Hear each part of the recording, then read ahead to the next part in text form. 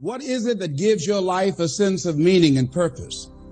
Because once you find that, it puts you in your power place. See, if you know what your life work is, I encourage you to start working on it. If you can't do it all at one time, do just a little bit of it. And if you don't know what it is that you showed up to do, if you don't know why you're here, I encourage you to find out what your purpose is here. What is the meaning of your life? What will be different? Have you ever asked yourself that question?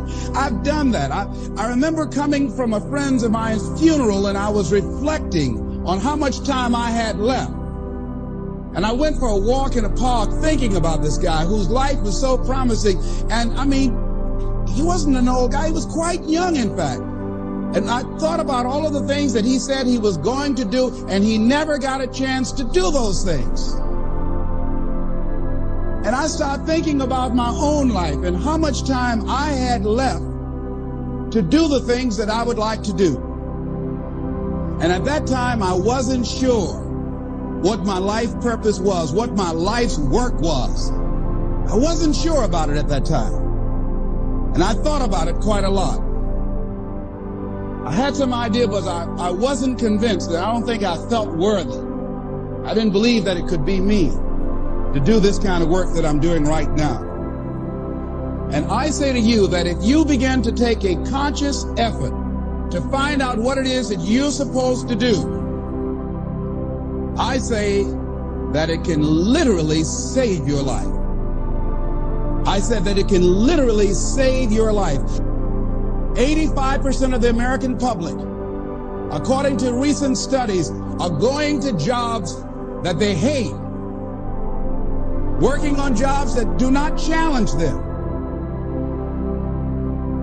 They get sick thinking about going. Because, see, when you go to a job and you already know how far you can go, you can already see that proverbial glass ceiling. See, when you're going someplace and you already know how much you're going to make, you already know how far you can go, you're in a dead-end position. It erodes your self-esteem. It lowers your sense of yourself. It creates an inner turmoil. It creates an emptiness in you. So I say that your life is worth finding what it is that you're supposed to do. And I'm not saying quit your job. I'm saying find it and do just a little bit of it. Just start working at it just a little bit, but do find out what your work is and hold on to it, and don't let your dream go. Don't let it go. See, and here's something else I want you to begin to look at. Why is it that most people don't pursue their dreams or don't do better than what they're doing if they're capable of doing it? I think that many of us don't go the next step because we don't know what to do yet. And I say that the reason that we don't even explore the possibility of what to do is because subconsciously we don't believe that it can happen for us, and we don't believe that we deserve it. So here's what I'm suggesting. How much time do you spend working on you? How much time do you spend every day working on your dream? In the last 90 days, how many books have you read? In the last year, what new skill or knowledge have you acquired? What kind of investment have you made in you? So I'm saying that as you begin to look at where you want to go, if you want to make it today, and things are changing so fast, you have to literally run to stand still. I'm saying that you've got to make some conscious effort to begin to work to develop you. Here's something else. Most people are not living their dreams because of fear, ladies and gentlemen. Fear, limited vision, and lack of self-esteem is what keep most people doing things they don't want to do. The same reason that people stay in relationships where they're abused or they're unhappy or it's unfulfilling. They can't see themselves beyond that relationship. They can't see themselves enjoying life without that person. They think that this is all that they can do. The same reason that people get stuck at a certain level in life. They can't see things being better for them. And they think that this is it and this is all they deserve. This is all they've ever seen. It's been passed on to them. And they think that this is it for them. Oh no. I was looking what Dr. Blanton, Smiley Blanton, who is a colleague of Dr. Norman Vincent Peale, what he said about fear. He said, fear is the most subtle and destructive of all human diseases.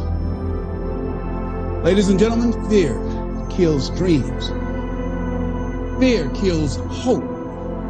Fear put people in the hospital. Fear can age you. Fear, ladies and gentlemen, can hold you back from doing something that you know within yourself that you're capable of doing, but it will paralyze you. And it seemed like you're in a hypnotic spell. And I ask you a question, what is the benefit? What's the benefit of allowing fear to hold you back? What's the benefit of giving up on yourself? Of not stepping out on life and taking life on? What is the benefit for you? What's the plus in that? It's one of the things I had to ask myself. So I didn't want to make any mistakes. I wanted everybody to like me. I wanted to be perfect the first time I did something. It's not going to happen. You're going to make some mistakes. You're going to hurt some folks' feelings. You're going to create some enemies whenever you decide that you want to begin to take life on. You've got to ask yourself, how long am I going to allow this to hold me back? I like what Zig Ziglar says. He said, fear is false evidence appearing real. That is an illusion that we create in our mind. It is a state of mind that can be changed. So let's look at how we can begin to take some steps to restructure that fear, to begin to expand our visions of ourselves, to begin to increase our self-esteem. Webster said that self-esteem means confidence and satisfaction in oneself. Look at your life right now. Whatever you've done up to this point in time, your life is working. Whatever you have produced, it came out of you as a result of the kind of person that you have become. It's a result of your choices. It's a result of your consciousness. Now you have to ask yourself, are you satisfied with what you have produced? Is this what you want? Would you like for things to be better than this? Do you believe that you deserve better than this? Or are you content? This is it. You don't have to do anything else. That you already resign yourself in life and say, well, I'm happy. I'm not starving like the people in Calcutta. Are you allowing yourself to get off the hook like that? Or do you believe somewhere in the back of your mind or in your heart that there's some other great work for you to do? There's something else that life has for you. And that's why you're here. How do we handle this fear factor? How do we increase our self-esteem? You have to begin to fortify yourself. How do we do that? I believe that you have to begin to consciously monitor your inner conversation and start talking to yourself. Start building yourself up. Sometimes the only good things you will hear about you are the things that you say to you. So I'm saying learn to be your own booster. Start building yourself up. Start encouraging yourself. Start saying, I can do this. I can make this happen. When I started thinking about becoming a speaker, I said, yes, I can do this. I can make this happen. When I start trying to convince myself I can be a businessman after flopping and failing and losing thousands of dollars and feeling stupid and dumb and having people take advantage of me because of what I didn't know, I had to talk to myself because people were saying to me that I was dumb. And somewhere in the back of my mind, I was saying, you're right. Look at what I've done. I had to say, no, Les. Hey, come on, man. Get yourself together. You can handle this. You just haven't figured it out yet. It's all right. This is your training period. This is the tuition you have to pay for what you don't know. You can do this. Other people have done it. It doesn't take an Einstein. Get you some people that can teach you some stuff that you don't know. Get you some people that have done it successfully and learn from them. Take some seminars, workshops, read some books on how to manage a business. Change the way you see yourself and begin to tend to the personal details. Understand that nobody's going to take care of your business better than you. And when I start changing that kind of mindset of beating myself up because of my mistakes and start looking at the possibility of my doing better, of my making the adjustment that would enable me to do what I want to do successfully, things begin to change. And I say, stop beating up on yourself. You do it. I know you do it. I've done it. It's a natural inclination for us to put ourselves down. See, we are born negative, I think, in a negative consciousness because we live in a negative world. Here's some other things, ladies and gentlemen. Begin to guard your mind against negative programming, like turn off the television. Don't watch the news. So you've got to guard the kinds of things that you put in your mind. See, if you don't program your mind will be programmed because human beings are goal-oriented. That's why we die of broken hearts early. That's why we're running through life to early graves. We're going through life, ladies and gentlemen. And I think that Henry David Thoreau said that most men live in quiet desperation. Most of us go through life running scared. So we created this in our minds, false evidence appearing real. We made it real in our minds. That's why Churchill said there's nothing to fear but fear itself. That's the destructive monster. So turn off things that can contribute to your fear.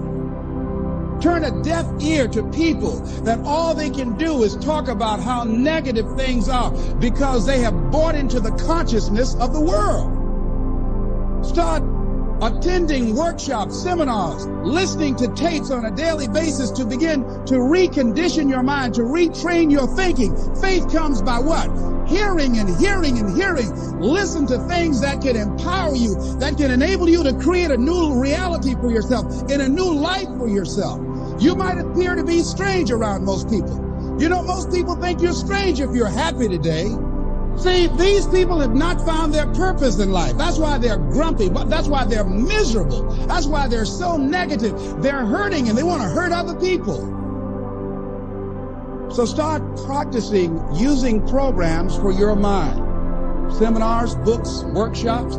Keep a journal. Record your thoughts. What's happening with you? Every day when you get up, have a journal near you. See, ladies and gentlemen, we get 3 to 4 thoughts a year that if we would act on those thoughts, they could change our life. What idea are you sitting on? Write your ideas down. And then, once you get that idea, take the leap. Take the leap. See, it's out here in the universe. If you don't take the plunge, I guarantee you, somebody else will. Take the plunge. Go into action. And ladies and gentlemen, you will be surprised at how things will come together. You'll be surprised. Now, you're going to have some difficult challenges. I can tell you that now. Be aware of that. Things are not going to work out exactly right. For a time, they will, sometimes. And that's when life is just playing a game with you. I want you to feel good and relax. But ladies and gentlemen, go into action with your dream. And don't avoid where the fights are. Get in the midst of the fight. Get knocked down so you can learn how to fight, so you can hold your position. See, most people don't get out in the arena of life because they don't want to fight. Most people don't get out there because they don't want to get knocked down. They don't want to be dropped to their knees. But see, you're going to be dropped whether you're on the field or whether or not you're sitting on the sidelines. You're going to be dropped. So at least get dropped for something. See, that's how most people are spectators in life. You don't want to be a spectator. You want to get out in the field where the action is, and you will be amazed. After the struggle, there will be a calm period, and things will begin to click for you.